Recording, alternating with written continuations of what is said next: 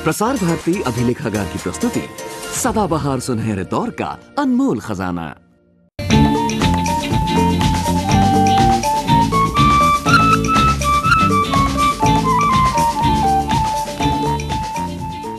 आप साहित्य साधना की ओर कैसे उत्प्रेरित हुए? आदमी उत्प्रेरित तब होता है जब उसकी परिस्थितियां उसे मजबूर करती हैं।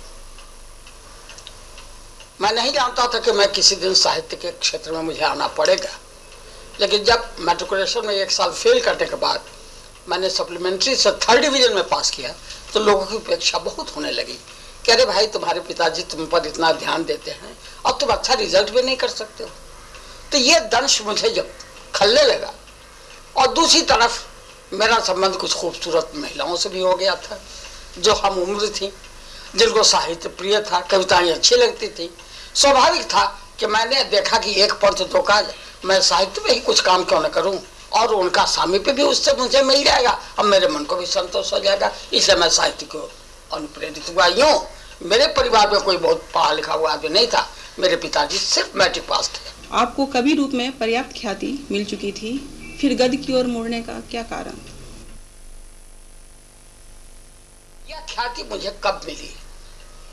कभी कभी ऐसी बात होती है कि लोगों की पहली पुस्तक आती है और पिछले अगले 50 वर्षों तक कोई उसकी चर्चा नहीं करता, लेकिन जो हवा थी उस वक्त, परंपरा के विरोध में मैं काम करता था और करना चाहता था, यह प्रवृत्ति मुझ में थी। तो मैंने मॉस्को नाम की एक पुस्तक लिखी। चूंकि मैं वामपंथी ग्रुप से अलर्ट था, इसलिए मैंने पुस्तक का नाम भी मॉस्को रखा। नतीजा हुआ कि उस मॉस्को में परंपरा से हटकर जो बातें कही गई थी, उस बात से वे लोग भी चौंक पड़े जो लोग मुखौटा लगाकर अपने को आदर्शवादी बनाए रखते हैं। यानी एक और नंदुलाल वाजपेयी से लेकर जैनेंद्र कुमार तक सारे देश में हंगामा मच गया, और जिस ख्याति को अर्जित करने में मुझे शायद 50 वर्ष लगते, वो मुझे 3 महीने में प्राप्त हो गया। इतना विवाद उठा कि उस विवाद की आप कल्पना नहीं कर सकती। अधिकांश पाठकों का मानना है कि आपका व्यक्तित्व कविता के बनिस्पत उपन्यासों में ज्यादा उभर कर सामने आया है। कुछ लोगों की यह धारणा भी रही है कि आपके उपन्यासों की कोई निश्चित दिशा या निष्कर्ष नहीं है। इसमें आप पाठकों से कहाँ तक सहमत हैं? एक बात जान लो बेटी, कि मैं लोग क्या कहते हैं इस बात को उसके बाद पढ़ता या जानता हूं जब मैं चीज़ों को लिख लेता हूं। लिखने के पहले उस पर ध्यान देकर मैं लिखूं, इसमें मेरा विश्वास नहीं है। कविताएं मैं लिखता रहा, समस्याओं पर मैं लिखता रहा, साम्यवादी कविताएं लिखता रहा, ककुद है, मॉस्को है, इस तरह की कविताएं मैं लिखता रहा। इसलिए कि मैं पॉलिटिकली इन्वॉल्व था, इनडायरेक्टली किसी न किसी पार्टी से, मजदूरों से, किसानों से मेरा एक तादाद, एक संबंध भीतर ही भीतर स्थापित था। इसलिए मैं इसी कविताएं लिखता रहा। गद्य में मुझे इसलिए आना पड़ा कि मैं देश की सारी समस्याओं को अपनी कविताओं के माध्यम से मैं हल कर सकूंगा या उन पर प्रकाश डाल सकूंगा। मैं अपने को ऐसा सक्षम नहीं पाता था, इसलिए मैंने उपन्यासों का भी सहारा लिया, कहानियों का भी सहारा लिया, और मुझको उन सारे समस्याओं को उजागर करना था जिन पर मेरा विचार था करने का, और मैंने किया। अब लोग क्या कहते हैं, लोग यह भी तो मानते हैं, कुछ लोग तो मुझे कवि ही मानते हैं, कुछ लोग तो मुझे उपन्यासकार ही मानते हैं। अब उनके मानने के पीछे मैं दौड़ा चलूं, यह मेरे लिए संभव नहीं है। और ये 76 वर्ष पार करने के बाद मैं लोगों की चिंता करके साहित्य लिखूं, यह न, मैं अगर किसी का नौकर भी होता, किसी रजवाड़े का लेखक भी होता, तो शायद मैं नहीं करता। अब मुझे इस्तीफा देकर आना पड़ा। नतीजा हुआ कि अब तक 4 नौकरियां मुझे मिली और चारों को मुझे इस्तीफा देना पड़ा, चूंकि मैं उस तरह की तानाशाही बातें पसंद नहीं कर सकता हूं और ना आज करता हूं। लोगों की ऐसी मान्यता रही है कि आप विवादों के घेरे में रहना पसंद करते हैं। स्वाभाविक है, मैं बताता हूँ, मैं कारण बताता हूँ। आपको ये पीली साड़ी क्यों पसंद है? जब मुझे पहली ख्याति विवाद के माध्यम से मिली, जिसके अर्जित करने में मुझे 25-30 वर्ष लगते, तो मैंने देखा कि वो विवाद में ही रहना पसंद करूंगा, और मैंने विवाद में रहना पसंद किया।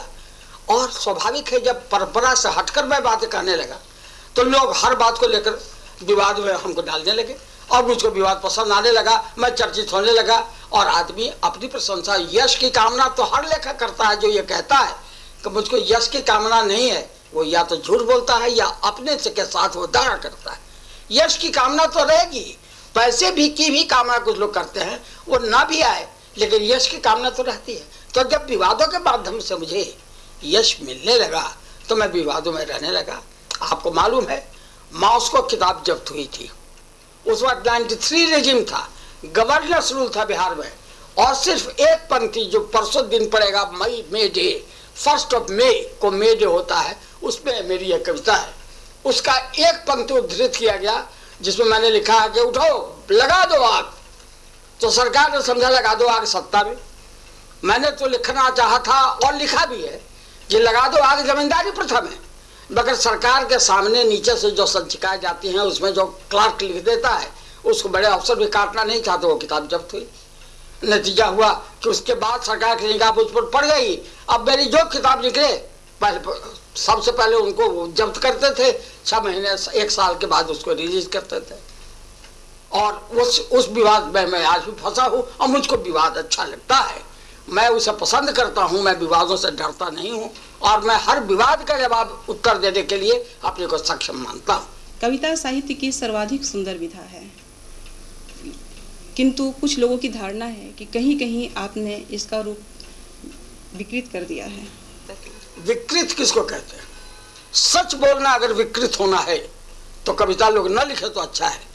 आज के युग में बैठकर अगर मैं यह पूछता हूं कि बांसुरी किसने बजाई, यह उचित है कि यह मैं पूछूं कि बारूदी हवा किसने फैलाई, तो विकृत करना न करना तो आपकी मनोवृत्ति पर है।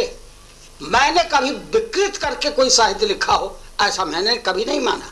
मैंने बराबर सत्य साहित्य, साहित्य का अर्थ ही है सत्य साहित्य, उर्दू में इसको अदब कहते हैं, डिसिप्लिन वहां प्रश्न आता है। हमारे यहाँ साहित्य का अर्थ है सत्य साहित्य, उचित साहित्य, लोगों के लिए साहित्य। तो उस हालत में मैं किसी चीज को क्यों विकृत करूंगा? यह तो आपकी मनोदशा पर है कि आप अच्छी चीजों को भी खराब कहिए। मान लीजिए आपको मालूम है कुछ लोग बुर्का लगा के चलते हैं, अता वो टर्की में हुए अता शाह क्या नाम था, उन्होंने बुर्का हटाया तो उनके खिलाफ विद्रोह हो गया, परंपरा के खिलाफ उन्होंने काम किया। जब मैं परंपरा के खिलाफ लिखने पर तुल गया हूँ तो मेरा तो विद्रोही होना स्वाभाविक है और लोगों का विद्रोही कहना ठीक है, लेकिन यह कहना मैं उचित नहीं मानूंगा कि मैंने साहित्य को कहीं विकृति दी है, उसको कहीं मैंने नष्ट करने की, उसकी पूरी गरिमा और गौरव को स्थापित करने में मैंने अपने जीवन के 60 वर्ष लगाए हैं। साहित्यकार कभी अपनी रचना से पूर्ण रूपेण संतुष्ट नहीं होता, वो श्रेष्ठ से श्रेष्ठतर की खोज में निरंतर लगा रहता है। क्या आपको भी अभी अपनी श्रेष्ठतम कीर्ति का सृजन बाकी है, ऐसा लगता है? आप यह मानती हैं कि जीवन का अंत तब हो जाता है जब आदमी संतुष्ट हो जाता है, चाहे जिस दिशा में। एक डिप्टी कलेक्टर जिस दिन कमिश्नर हो जाता है वो समझता है कि मेरी तीसरी हो गई, लेकिन साहित्य ही एक विधा ऐसी है जिसमें कहीं संतोष की रेखा नहीं है जहां पहुंचकर आप कहिए कि मैं संतुष्ट हो गया। अगर कालिदास जीवित होते तो आप उनसे पूछते कि क्या मेघदूत लिखकर वो संतुष्ट हो गए, रवि बाबू से पूछते कि क्या वो गीतांजलि लिखकर संतुष्ट हो गए, कभी आपको हाँ नहीं मिलता। कोई जिस दिन संतुष्ट हो जाएगा उसका मरण हो जाएगा, वह साहित्यकार हो, लेखक हो, कवि हो, चित्रकार हो, नौकरी पेशा हो, जो संतुष्टि का अर्थ है आदमी का मरण। और मैं मरना नहीं चाहता हूं, इसलिए मैं निरंतर लिख रहा हूं और मैं शायद कभी न संतुष्ट हो तो साहित्य के लिए अच्छा है कि उनको रचनाएं मिलती रहेंगी। मुझको जितना यश मिला मैं उसका भी भागी था या नहीं यह मैं नहीं जानता हूं। यह तो आप लोगों की कृपा है कि आप लोगों ने मान लिया कि मैं इस योग्य हूं और आकर मुझसे साक्षात कर रही हूं। आपके जैसे श्रेष्ठ साहित्यकार को समाज, सरकार और साहित्य संसार से जैसे सम्मान की अपेक्षा की जाती है, क्या वैसा सम्मान आपको मिला है? एक बात यह जान लीजिए कि मुझको कोई चाहत नहीं है, बिल्कुल नहीं, न पैसे की, न इज्जत की, न सम्मान की। जितना लोगों ने दिया अपने कोष से निकालकर वो मेरे लायक नहीं था, उससे बहुत अधिक मैंने पाया, इसलिए कोई चाहत नहीं है और मैं कुछ भी नहीं चाहता हूँ। मैंने तो अपने वसीयतनामा में यहाँ तक लिखा है कि मेरे मरने के बाद कोई शोक सभा न की जाए और मेरे मरने का समाचार भी समाचार पत्रों को न दिया जाए। I have lived A life और आई एम फुल्ली सेटिस्फाइड। हम अपनी गरीबी में भी इतना संतुष्ट है जितना, क्षमा कीजिएगा, बड़े से बड़े करोड़पति नहीं है। मेरी ईश्वर से ये कामना है कि आप शतायु सुखायु हों और साहित्य संसार की श्री वृद्धि करते रहें और हम लोगों के सिर पर आपका वरद हस्त बना रहे। मैं एक बात इस पर कह दूं कि आपकी यह कामना जरूर है, लेकिन मैं न शतायु होना चाहता हूं न सुखायु होना चाहता हूं। मैं चाहता हूं कि मैं मित्रों के कंधों पर चढ़कर बड़ी आसानी से जाऊं। मुझको एक शेर याद आता है कि एक बदतमीजी क्या मैं भी करूंगा जिंदगी में एक बार, कि सब राह भर पैदल चलेंगे और मैं जनाजे पर सवार आप लोगों के कंधों पर चढ़कर बासघाट पहुंच जाऊं। इससे बड़ा सुख क्या। लिखना जितना था लिख रहा हूँ, जीवित है इसलिए लिख रहा हूँ। आज भी एक उपन्यास तैयार है, गिरवी एक ताजमहल, जिसको देखने के लिए मैंने एक मित्र को बुलाया है। उर्दू के शब्द बहुत है, मैं देख नहीं पाता हूँ ठीक से, तो इसलिए लिखने का काम तो चलेगा और मैं सुखी हूँ, इसमें कहीं संदेह नहीं है। दुख दर्द तो आते ही रहते हैं और आएंगे ही, उसके लिए मुझको चिंता नहीं है। मैं जहाँ हूँ वहाँ ठीक हूँ और बहुत आनंदपूर्वक हूँ। मुझे साहित्यकारों से इतना ही कहना है कि ईमानदारी से लिखें, सच लिखें और देकर छूकर समझकर चीज को तब हाथ लगावें।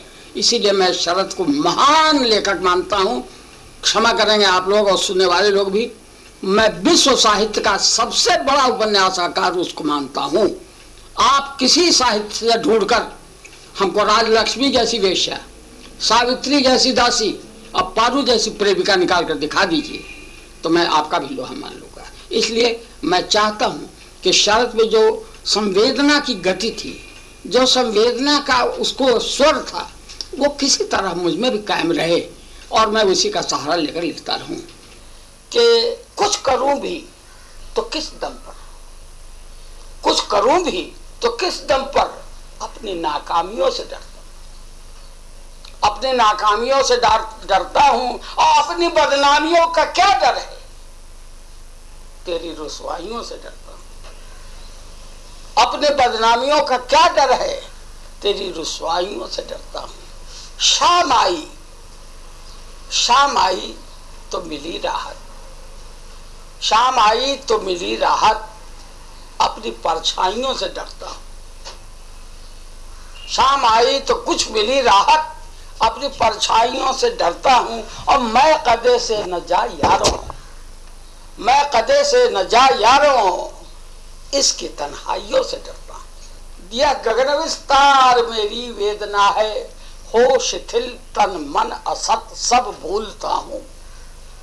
हो शिथिल तन मन असत सब भूलता हूं, टू द एक्सटेंट कि जब न अपने प्राण भी पहचानता हूं तब थर थर आता साधना का दीप मेरा। यह तिमिर ही किंतु मेरी चेतना है, यह गगन विस्तार मेरी वेदना है।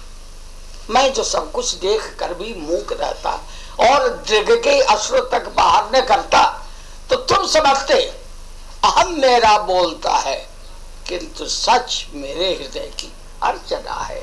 यह गगन विस्तार मेरी वेदना।